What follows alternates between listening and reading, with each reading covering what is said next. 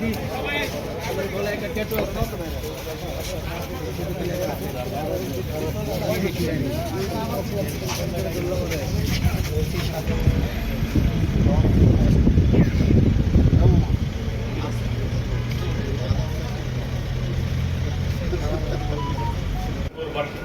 থানাধীন চৌরাস্তার হাবিলস্ত মসজিদ মার্কেটের উত্তর পাশে জনৈক রুহুল আমিন এর চায়ের দোকানের সামনে একটি সাংবাদিক আসাদুজ্জামান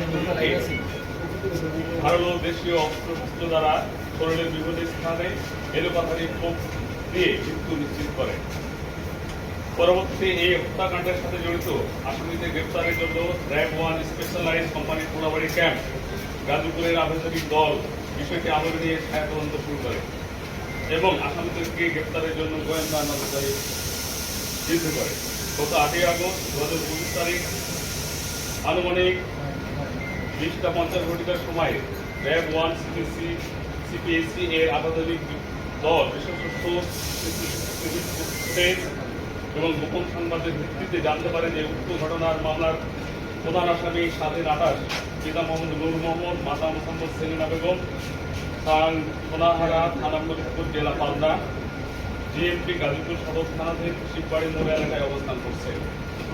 উক্ত সংবাদের ভিত্তিতে র্যাব-1 সিপিএসি গাজীপুরের আধুনিক দল সক্রিয় অফিসার ও পুলিশের সহায়তায় জিএমপি গাজীপুর সদর থানাধীন শিববাড়ি মোড় এলাকার অভিযান চালিয়ে আসামি স্বাধীনকে গত 8 আগস্ট 25 তারিখ 2025 রাতে গ্রেপ্তার করতে সক্ষম হয়।